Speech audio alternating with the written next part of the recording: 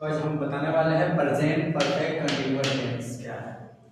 सबसे पहले perfect continuous का नाम क्यों पड़ा?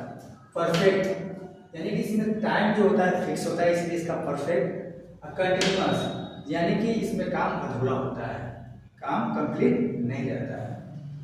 औपचारिक पहचान ता रहा है, पी रही है, दे रहे हैं, रहा है, रही है, रहे हैं इत्यादि लगा होता है, परंतु मुक्रिया के साथ। सेंस यदि किसी हिंदी वाक्य के पढ़ने से यह पता चले कि कोई कार्य पास्ट में शुरू हुआ, प्रेजेंट में जारी है और आगे भी जारी रहने की संभावना है, तो उसे हम प्रेजेंट परफेक्ट कंटीन्यूअस टेंस में बनाते हैं। एग्जांपल, वह सुबह से पढ़ रही है।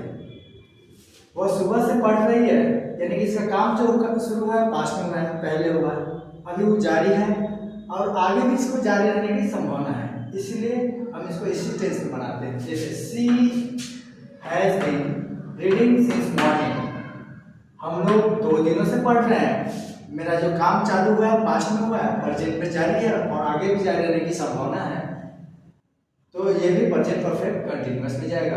We have been reading for 2 days। अब हम जानेंगे फॉर का प्रयोग कहाँ होगा और सिंस का प्रयोग कहाँ होगा। नोट, सिंस का प्रयोग पॉइंट ऑफ टाइम के पहले होता है। नोट 2 में फॉर का प्रयोग पीरियड ऑफ टाइम के पहले होता है। अब जानेंगे कि पीरियड ऑफ टाइम क्या है। Second, minute, hour, day, week, month, year, ये सातों पीरियड ऑफ टाइम है। ये अगर सेंटेंस में आते हैं, जैसे कि यहाँ पे आया हुआ है